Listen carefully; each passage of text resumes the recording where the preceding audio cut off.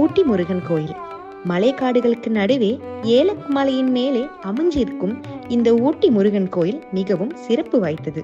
100 படிக்கட்டுகள் கொண்டு அமைந்திருக்கிறது இந்த கோயில். இங்கே 40 அடி உயரம் உள்ள தங்க நிற முருகன் சிலையை பார்க்கிறவர் கண்களுக்கு பக்தி பரவசம் அடைய செய்யும்.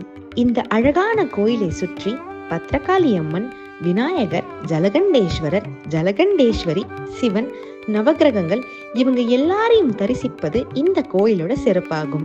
உள்ளூர் வாசிகள் மட்டும் இல்லாமல் சுற்றுலா பயணிகளும் கோயிலோட மூலவரான தண்டாயுத பாணிக்கு தீபம் போற்று வழிபாடு செய்தால் வாழ்வில் நல்லதே நடக்கும் அப்படிங்கிறது மக்களோட நம்பிக்கை.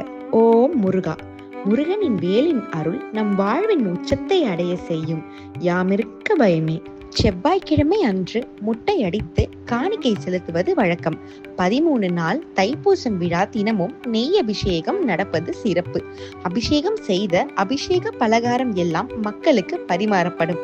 உள்ளூர் வாசிகள் மட்டும் இல்லாமல் சுற்றுலா பயணிகளுக்கும் கோயிலோட மூலவரான பால தண்டாயுத பாணிக்கு தீபம் போற்று வழிபட்டு வந்தால் வைக்கப்படும் கோரிக்கைகள் உடனே நிறைவேற்றப்படுவதாக பக்தர்கள் பூரிக்கிறாங்க. முருகனின் வேலின் அருள் நம் வாழ்வின் உச்சத்தை அடைய வழிகாட்டும்.